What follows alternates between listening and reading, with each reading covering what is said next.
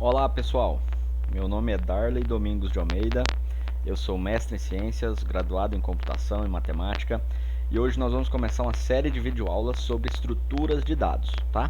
Esta série de videoaulas vai ser sobre estrutura de dados 1, que nós vamos trabalhar apenas as estruturas primitivas e as mais básicas. Estruturas um pouco mais complexas eu vou montar uma playlist 2, vai ser estrutura de dados 2, tá? Listas encadeadas, árvores, balanceamento, a gente vai ver numa outra sequência de vídeos. E eu deixei anotado aqui C e C++, porque são as linguagens que vocês poderão usar em casa aí quando a gente for colocar a mão na massa. Os exercícios, as práticas que eu vou mostrar, eu vou estar sempre utilizando C ou C++, sempre um código funcional, estruturado, não vai ser, a gente não vai utilizar orientação a objetos, pelo menos agora no início. Quando for usar, eu faço uma revisãozinha de orientação a objetos e apresento o que a gente precisar. Tá bom? Então vamos lá. Muito bem. Qual que vai ser a agenda da aula de hoje? Nossa aulinha de hoje. Nós vamos falar um pouquinho sobre o que são estruturas de dados, uma breve definição do que são estruturas de dados de um modo bem geral, tá? Fazer uma revisão, 2 minutinhos só, sobre algoritmos e vamos conversar sobre boas práticas de programação. Essa videoaula é basicamente para uma contextualização e para motivar vocês a estudar e praticar bastante, né?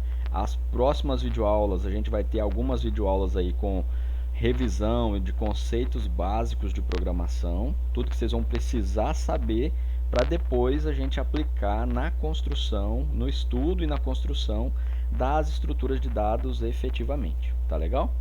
Muito bem. Então, o que são estruturas de dados? Bom, as estruturas de dados, na maioria dos casos, baseiam-se nos tipos de armazenamento vistos no dia a dia, ou seja, nada mais são do que a transformação de uma forma de armazenamento já conhecida e utilizada no mundo real, adaptada para o mundo computacional. Por isso, cada tipo de estrutura possui vantagens e desvantagens. Olha que legal. O que é importante a gente lembrar? Quando a gente vai estudar aí os conceitos básicos de programação, a gente vai conhecer ferramentas que vão nos permitir construir qualquer tipo de programa. O que é um programa?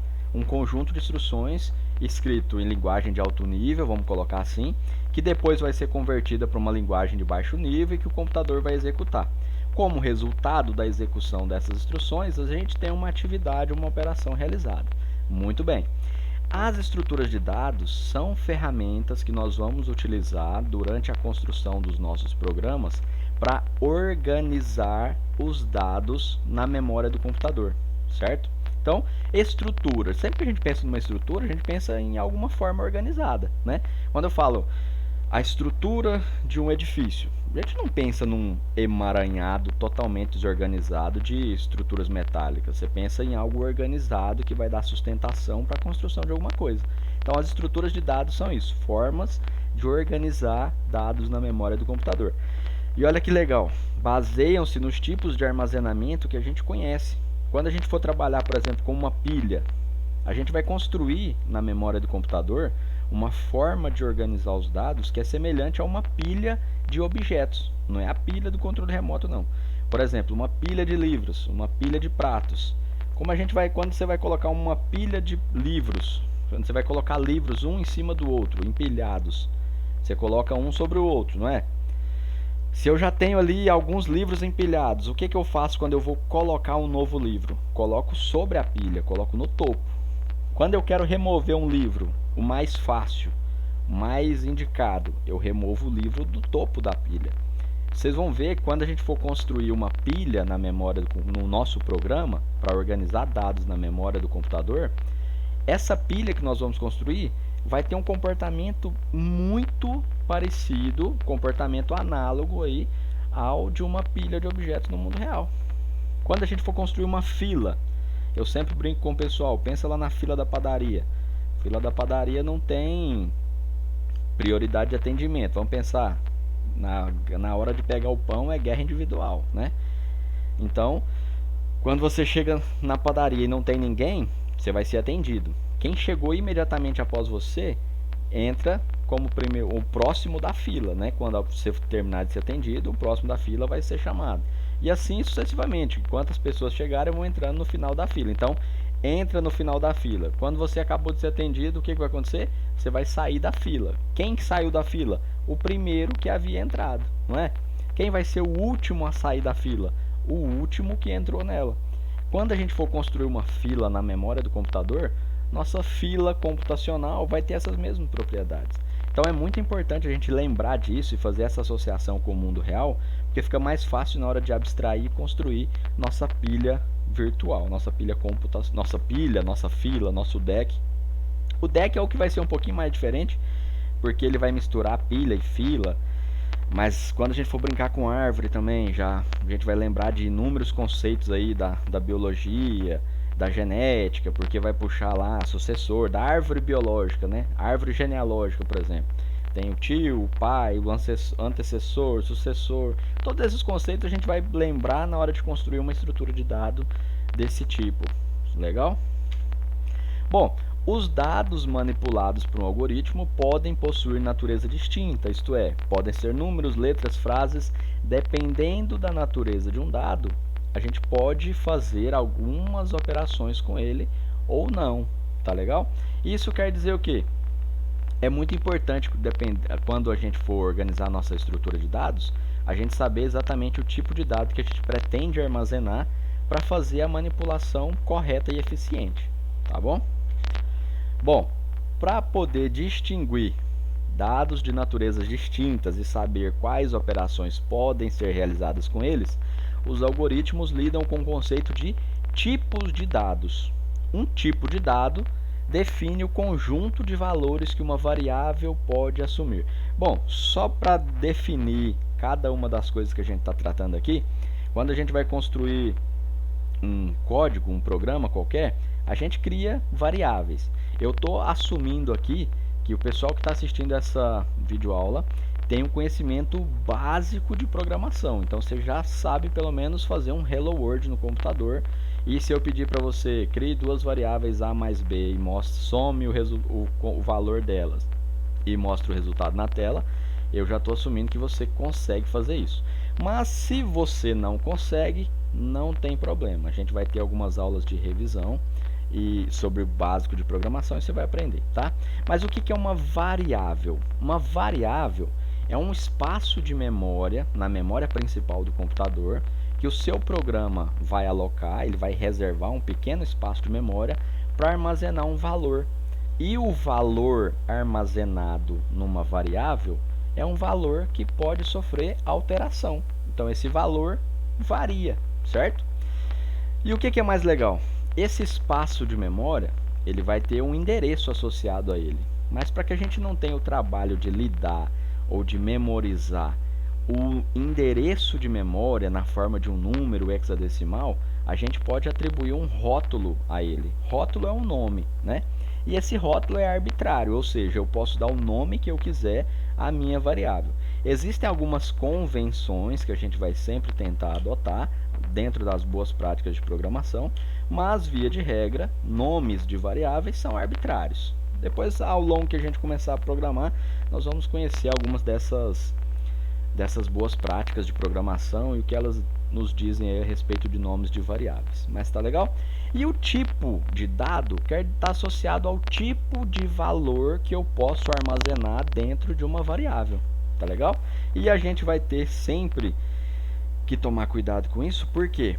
Porque de acordo com o tipo de dado que eu tenho operações que eu posso e que eu não posso fazer. Tá legal? Isso é uma contextualização. Então, daqui a pouco, quando a gente for colocar a mão na massa, isso vai ficar mais claro. Pode ficar tranquilo. Como eu costumo brincar com o pessoal, não precisa se preocupar agora. A hora de preocupar vai chegar. Bom, e então, professor, o que são as estruturas de dados de fato? A organização, as relações entre os dados armazenados em cada tipo de estrutura e as propriedades ou características dessas estruturas são o objeto de estudo da disciplina de estruturas de dados. tá legal?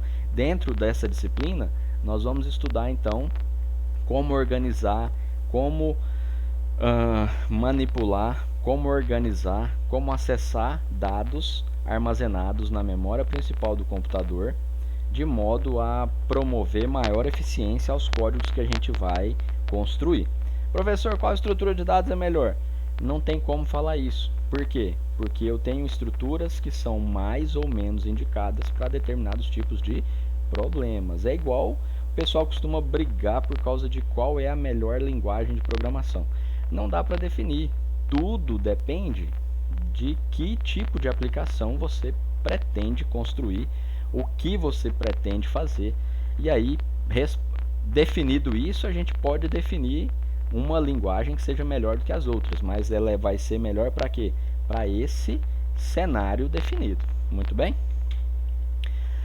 Bom, antes de programar, a gente já contextualizou o que são estruturas de dados, então agora a gente vai conversar um pouquinho sobre o que eu gostaria que todos vocês refletissem antes de começar a botar a mão na massa, tá?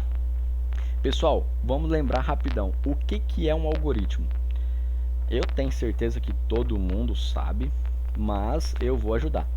É um processo sistemático para a resolução de um problema. Sistemático quer dizer que a gente tem um processo metódico, certo? É uma sequência finita de passos bem definidos que levam à execução de uma tarefa. Então, sequência finita, eu tenho um número determinado de passos bem definidos, ou seja, não tem redundância, cada passo não pode ser confundido com o outro, né? E ao final, o que eu tenho? A execução de uma tarefa, a solução de alguma coisa.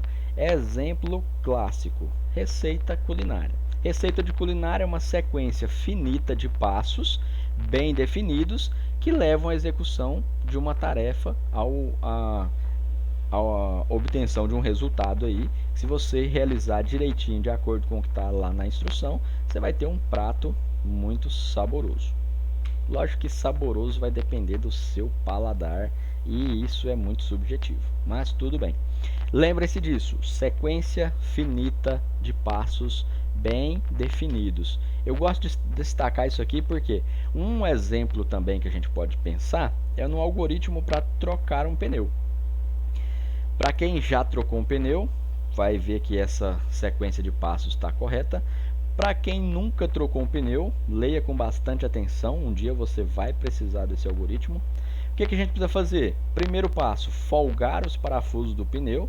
Segundo, instalar um macaco, levantar o carro. Depois, remover os parafusos, retirar o pneu do suporte, remover o pneu do step de onde ele está, colocar o step no suporte da roda, recolocar os parafusos, abaixar o carro, apertar os parafusos, guardar o pneu retirado, o macaco e as demais ferramentas. Pronto, pneu trocado.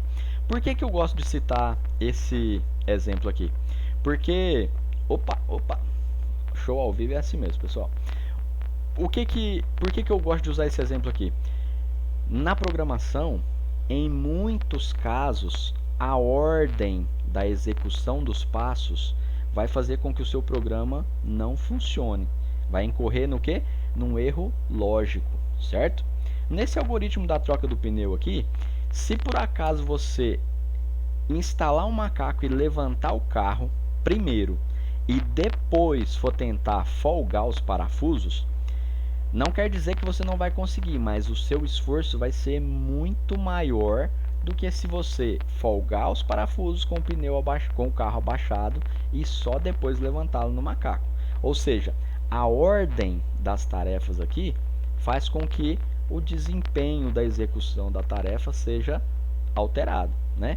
Quando a gente for trabalhar com listas encadeadas, simplesmente encadeada, duplamente encadeada, vocês vão ver que em alguns momentos a ordem dos passos que a gente precisa seguir é extremamente importante.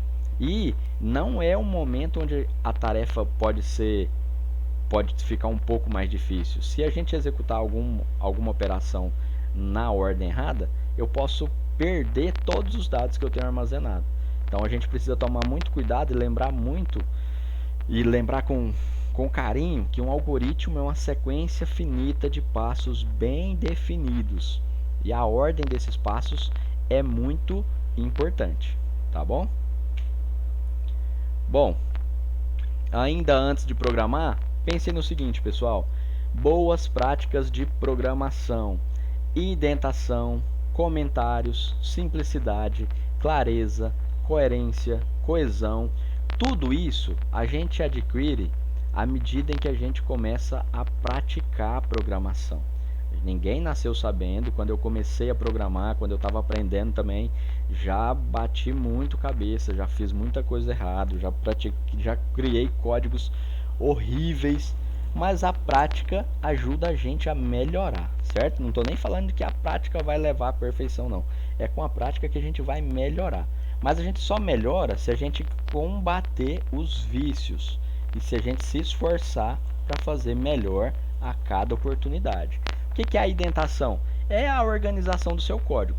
Dependendo da IDE que você for utilizar, a IDE é o programa onde você vai escrever o seu código e geralmente associado a ele já tem um compilador, você vai ver seu código em execução. Se você usar o CodeBlocks, o Falcon, o NetBeans, o Eclipse, nos meus exemplos eu vou sempre usar o Falcon, tá?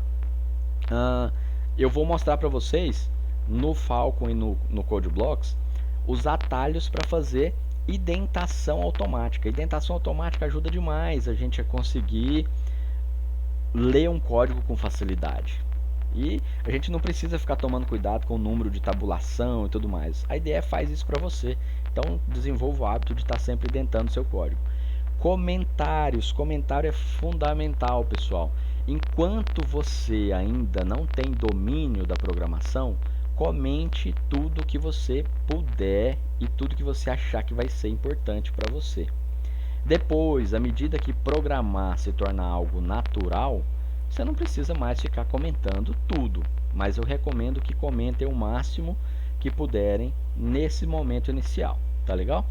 Simplicidade. À medida que vocês programarem, vocês vão ver que existem formas muito simples de fazer as mesmas coisas. Quanto mais simples algo, mais eficiente ele tende a ser. Legal? Clareza. Simplicidade e a clareza vão andar de mãos dadas, né? Tentem construir códigos simples, códigos claros, códigos coesos, códigos coerentes. Como a gente vai trabalhar muito com funções, simplicidade, clareza, coerência, coesão, vai estar muito ali embutido nesse conceito quando a gente for construir funções que sejam reutilizáveis, tá bom? Mas a gente vai falar muito sobre isso. Não tenha preguiça de pensar. Pessoal, na hora de programar, quando você vai construir um programa, você está construindo a solução de um problema. Então você precisa pensar, tá legal? Não tenha preguiça. Pegou um enunciado de um probleminha e não está entendendo? Procura na internet, vai ler sobre ele e continue programando. Outra coisa, o pessoal fala, professor, mas se eu pegar tem um problema, não estou conseguindo, vou pegar da internet. Eu falo para todo mundo, ninguém precisa reinventar a roda, mas a gente precisa saber como ela funciona e aonde eu posso aplicá-la, não é verdade? Se eu tenho um problema de programação e eu não consigo resolvê-lo, encontrei o código pronto na internet, tá legal. Às vezes, por exemplo, uma árvore balanceada é um algoritmo, a gente tem algoritmos aí, o AVL, Rubro Negro, algoritmos criados na década de 70 que o pessoal usa até hoje. Eu não preciso construir do zero, eu posso pegar o código pronto na internet e colocar para rodar.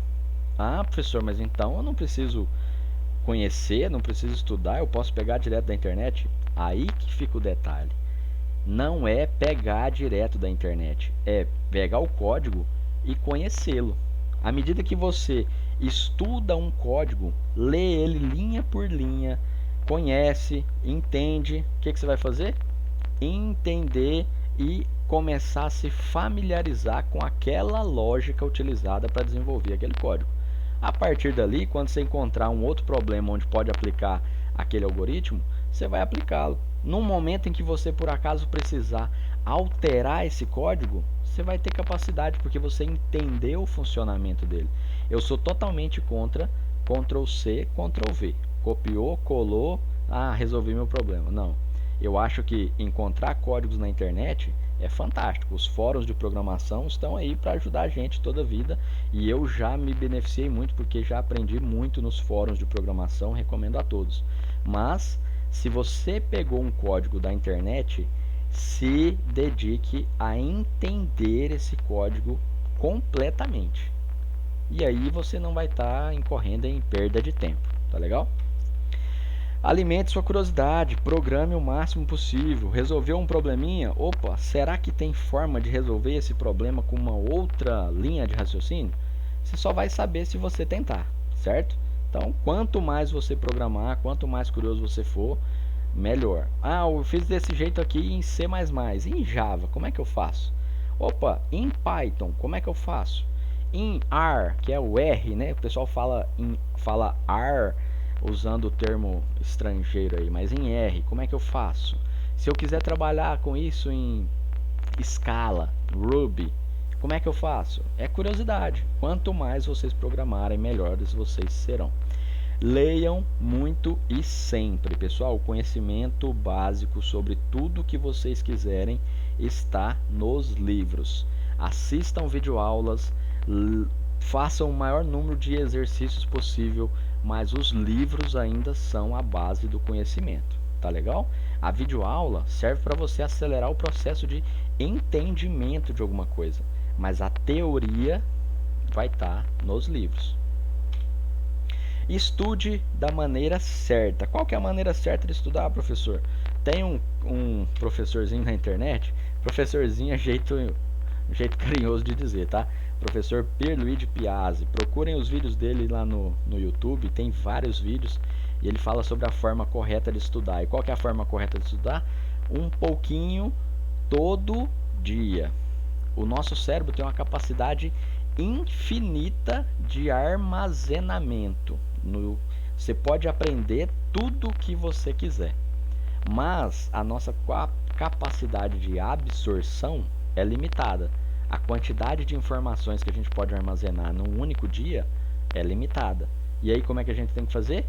Aproveitar o máximo de capacidade que a gente tem disponível no dia, estudando um pouquinho todo dia, tá legal?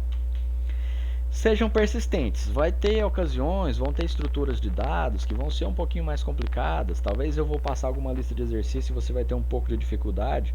Insista, tá? Persista. E depois o sucesso virá.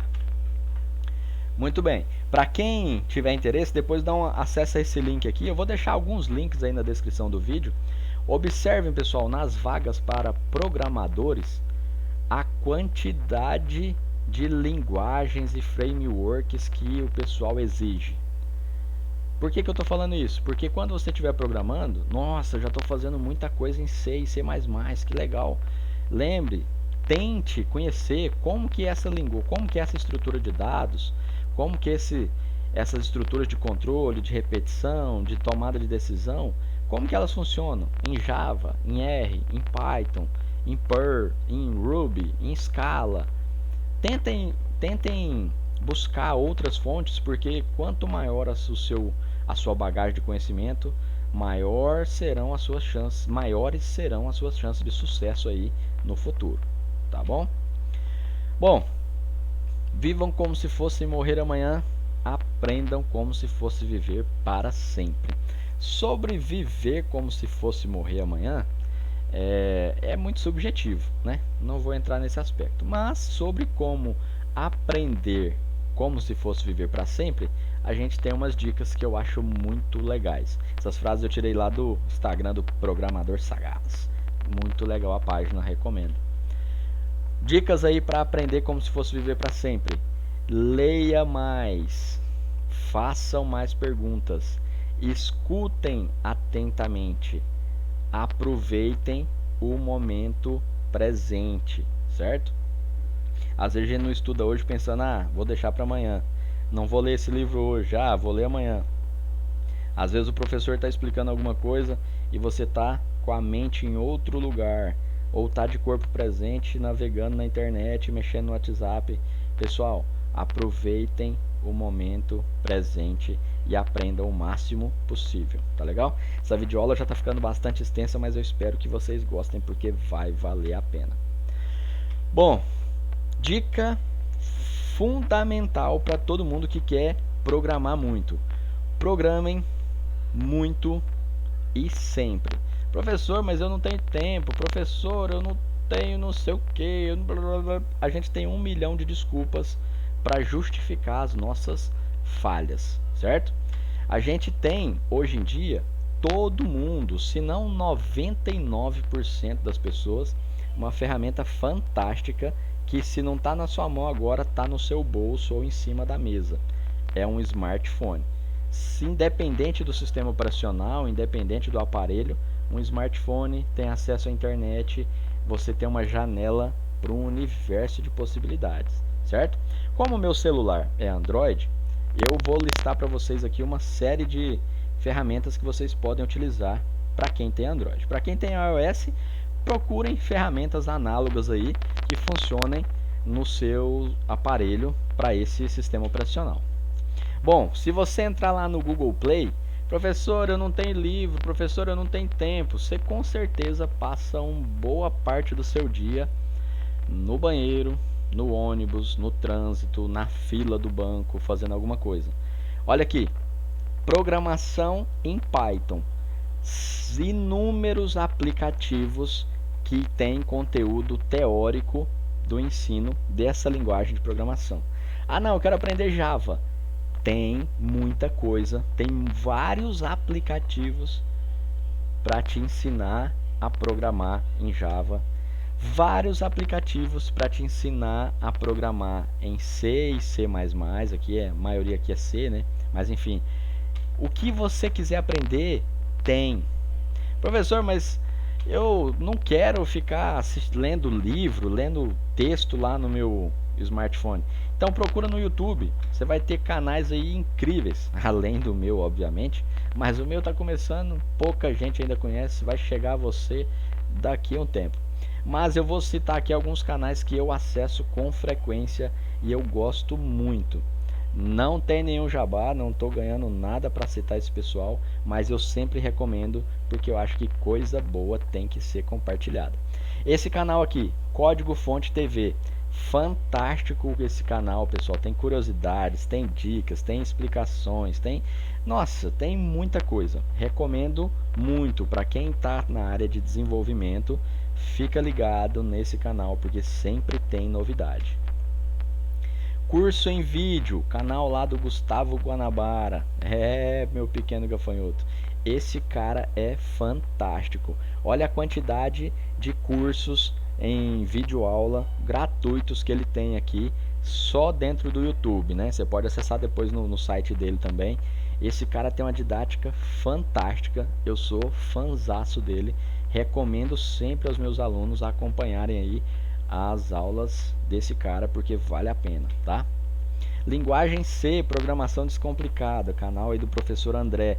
Já aprendi muito com as aulas desse cara. Ele tem uma didática fantástica, ele mostra os códigos, explica linha por linha, é muito bom. Olha aqui, estrutura de dados descomplicada, linguagem C descomplicada, ordenação, uma playlist só de deck. Pessoal, é muito bom, vale muito a pena, tá? Desafio Codando Todo Dia é uma página aí na internet do Programador Sagaz que tem listas de exercícios para você programar um pouquinho todo dia. E a melhor forma de programar é tendo isso como um desafio. Tem uma série de programas, de problemas, e você é desafiado a resolver esses problemas, tá?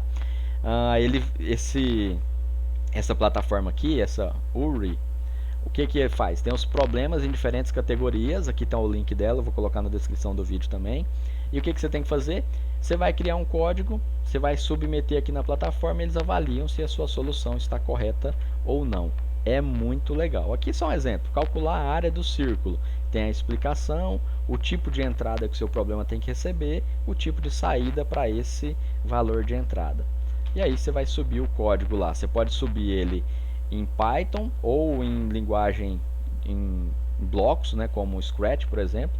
Você montou aqui em linguagem em blocos, ele monta o código em Python para você. Se você montar em Python, ele vai montar em blocos. E aí você manda rodar para ver se deu certo.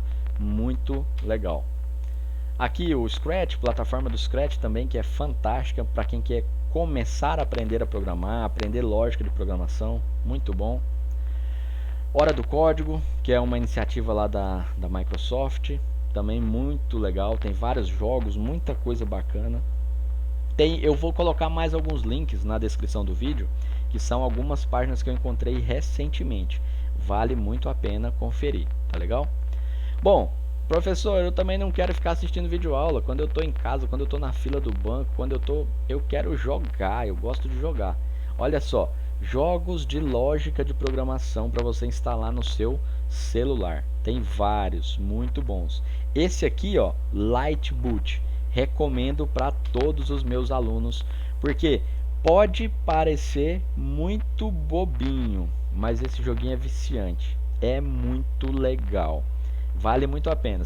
Tem a versão grátis e a versão paga. A versão grátis você vai zerar ele com uma relativa facilidade, e eu tenho certeza que você vai querer jogar a versão paga, e vale muito a pena. Lógica de programação na veia. E tem outros na mesma pegada aí e gratuitos também, certo? Para finalizar, pessoal, essa página aqui, Silent Teacher, tem vários exemplos aí de códigos funcionais. Olha, tem uma função aqui, vou explicar o que está fazendo aqui nessa tela. Função high recebe dois argumentos, A e B, e ela devolve a multiplicação de A por B.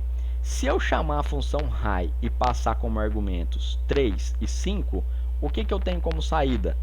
Chegou aqui 3 e 5, 3 vezes 5, 15, como saída 15. Você digita 15, tecla Enter, ele vai avaliar se você interpretou corretamente a execução da função. E ele vai dizer se está certo ou não, e você vai passando de fase. É uma tremenda brincadeira boa para aprender leitura de funções, tá legal? Pessoal, por hoje é só. Essa aula ficou muito mais longa do que eu gostaria, mas é só para iniciar, é só para deixar um gostinho de quero mais aí, tá legal? Se você gostou, clica no curtir, já se inscreva no canal, dá essa força aí. Se você não gostou, pode clicar no botão de curtir também e escrever aí embaixo.